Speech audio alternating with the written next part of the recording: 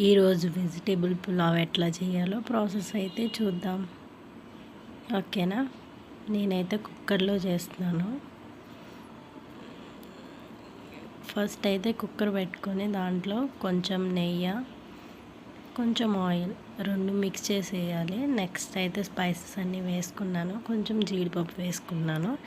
అది మంచిగా ఫ్రై అవ్వాలన్నమాట. అది ఫ్రై అయినాక మనం ఆనియన్స్ అయితే వేసుకుందాం. నేనైతే ఆనియన్ స్లైసెస్గా కట్ చేసుకొని వేసుకున్నాను.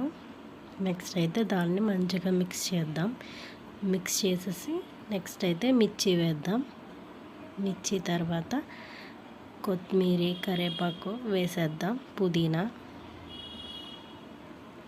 పుదీనా వేస్తాం కదా. నెక్స్ట్ అయితే వెజిటేబుల్స్ వెజిటేబుల్స్ అన్నీ వేసేద్దాం. నేనైతే పొటాటో, నెక్స్ట్ అయితే క్యారెట్ తీసుకున్నాను. ఇందులో బీన్స్ వేసుకోవచ్చు. మళ్ళీ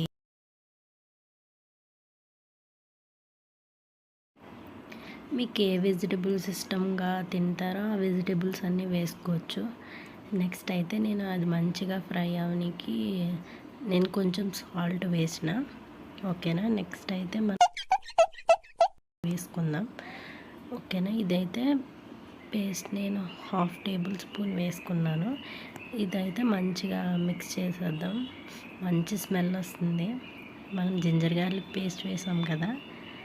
నెక్స్ట్ అయితే నేను 1 కప్ ఆఫ్ రైస్కి 2 కప్ ఆఫ్ వాటర్ వేసుకుంటాను. ఓకేనా, మీరు కూడా అట్లనే వేసుకోండి, కరెక్ట్గా వస్తుంది మంచిగా.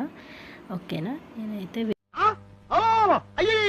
సరిపడినంత నేను సాల్ట్ అయితే వేసుకున్నాను. మనం టేస్ట్ చూస్తే మనకి ఎట్లా ఉండాలంటే కొంచెం సాల్టీగా ఉండాలి.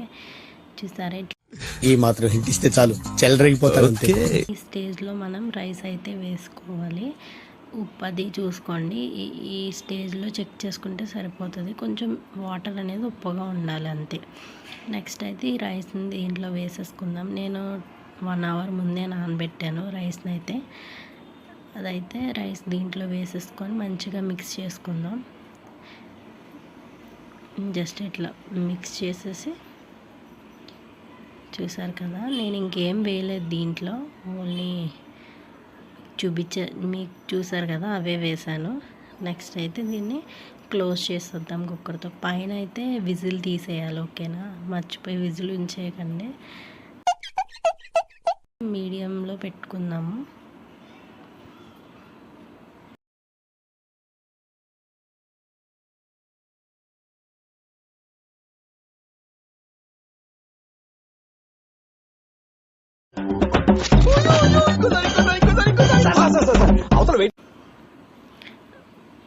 ఒక 5 మినిట్స్ ఆగిన తర్వాత మనమైతే తీసి ఒకసారి చెక్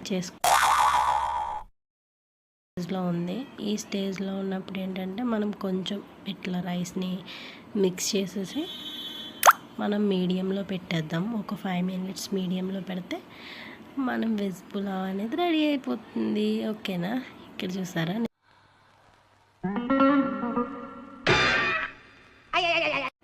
5 మినిట్స్ అయితే అయిపోయింది. నేను కుక్కర్ ఓపెన్ చేసి చూపిస్తున్నా మీకు. చూసారా ఎంత మంచిగా వచ్చిందో. మనకి రైస్ ఇట్లా పొడి పొడిగానే ఉంటుంది, బ్రేక్ అవ్వదు, బాగా వస్తుంది అన్నమాట. నేనైతే 2 ఎగ్స్ తీసుకున్నా. నెక్స్ట్ అయితే ఆనియన్స్ సర్వ్ చేసుకొని తిందాం వెజ్ పులావ్. మీరు ట్రై చేయండి, మీకు కూడా డెఫినెట్లీ నచ్చుతుంది.